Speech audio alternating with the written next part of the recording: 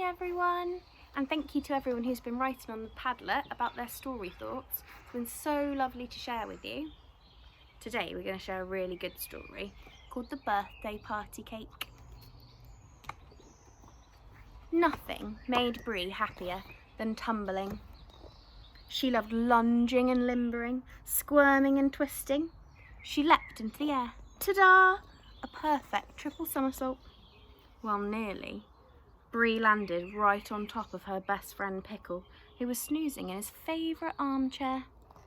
"You woke me up, Brie." Pickle slunk off to his bear lair under the stairs. Brie shrugged. She didn't need to play with a grumpy bear. Brie practised and practised until finally, ta-da! It really was the perfect triple somersault. Brie tumbled into the kitchen. "What are you doing, Pickle? I've got a new trick." "I'm making a honey cake for my friend Jason's birthday," said Pickle. "He'll be here soon." "Where's my invitation?" Brie said. Even though she smiled, inside she felt a little bit like crying. Wasn't she Pickle's friend too? Perhaps he was grumpy with her because she woke him up. Brie's feeling a bit worried, isn't she? Even though just a second ago she was so happy about her triple somersault. Pickle patted her with his soft bare paw. "You're my best friend. Of course you're invited." A warm, happy feeling fizzed through Brie. She would make this the best party ever. "We need a new cake," said Brie. "Everybody knows that chocolate is the best for birthdays." "Not for bears," said Pickle, but the roar of the beaters drowned out his words. Oh dear. I think Brie feels very excited about the party, but I'm not sure if she's listening to Pickle very well. "The cake's ready," said Brie proudly. "Any chance of a little honey on top?" Pickle lifted up the jar hopefully. Brie scrunched up her nose. Honey and chocolate don't go together. The chocolate cake grew higher and higher, but Pickle's tummy fell lower and lower. I wonder, why might Pickle's tummy be feeling lower and lower? Why might he not be feeling very good about this cake? Maybe you're right. Pickle gazed longingly at his honey cake. It was a bit lopsided, but Jason wouldn't mind. Pickle sighed. He didn't want to hurt Brie's feelings. Her cake did look quite magnificent. The doorbell rang. "Happy birthday," shouted Pickle and Brie.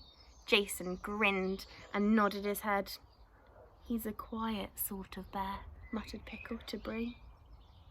Brie grabbed Jason's paw and tugged him into the kitchen. "Let the party games begin," said Brie. Pickle bounced up and down. "Let's play bear jump." Jason, bear bump. Do you see? I thought it might say jump, but it said bump. That's okay. I just need to check, don't I? Just like we all do with our reading. Jason clapped his paws. "I love that game," he said, in an extremely soft voice. Something told Brie she wasn't going to like it. Pickle and Jason charged into each other and bumped their bear tummies. They backed away and ran at each other again, giggling. This does look fun. Pickle knocked Jason off balance. Jason grabbed Pickle's paw and they both toppled down and landed right on top of Brie. Uh-oh. Brie's not going to be happy, is she? Brie climbed out from under the bear heap. "That's not a real birthday party game," she said as she dusted herself off. "Let's play I Spy instead." "But we love bear bump," said Pickle. Brie wasn't listening. "You start, Jason. It's your birthday." Jason cleared his throat. "I spy something beginning with K." "Cat little, shouted Brie. Jason shook his head. Pickle pointed to the bench. Cake! Jason nodded and smiled. But that starts with a C, said Brie. Bears are not very good at spelling, said Pickle quickly. Well, we may as well have the cake. Brie placed it on the table. Wow, said Jason softly. A honey and chocolate birthday cake. It doesn't need honey. It's a triple-decker pure chocolate cake, said Brie proudly. There's not even a skerrick of honey. Ooh, a skerrick of honey. I'm not sure I know what that word means. Do you think you guys could find out for me and pop it on the Padlet? A skerrick of honey. It's fun learning new words, isn't it? There's not even a skerrick of honey, said Pickle, in a mournful sort of voice. The two bears stared sadly at the cake. Brie couldn't help feeling a little bit hurt. But everyone knows that chocolate cake is the best type of birthday cake. Pickle put his arm around his friend as a big tear plopped onto Jason's fur. Brie closed her eyes and thought very hard. Nobody should cry on their birthday. Birthdays should be fun. Hey, Jason, I never showed you my new trick. Brie took a deep breath and triple somersaulted right into the triple-decker chocolate cake. Pickle and Jason giggled behind their paws. Brie jumped up. We didn't need my cake. You already baked the perfect bear birthday cake, Pickle. Pickle smiled happily and placed his honey cake on the table. Just one thing. It needs more honey, said Brie. Brie emptied the entire honey jar on top of the sticky cake. Pickle and Jason cheered. Brie bowed. Time for a bear bump. But it's hard to play if you're not a bear, said Pickle. Well then, I'll keep score, said Brie. I'm very good at things like that. So Pickle and Jason bumped tummies again and again until they couldn't stand for laughing. Can you teach us somersaults now? Said Pickle. Sure I can, said Brie. Pickle rocked forward. But nothing happened. Brie galloped up to Pickle and pushed until... Huzzah! I did a somersault, yelled Pickle, his voice full of wonder. Jason humphed and bumped, and then over he tumbled. Huzzah!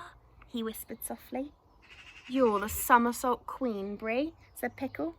And you're the king of the honey cakes, Pickle. I'm sorry I wasn't listening.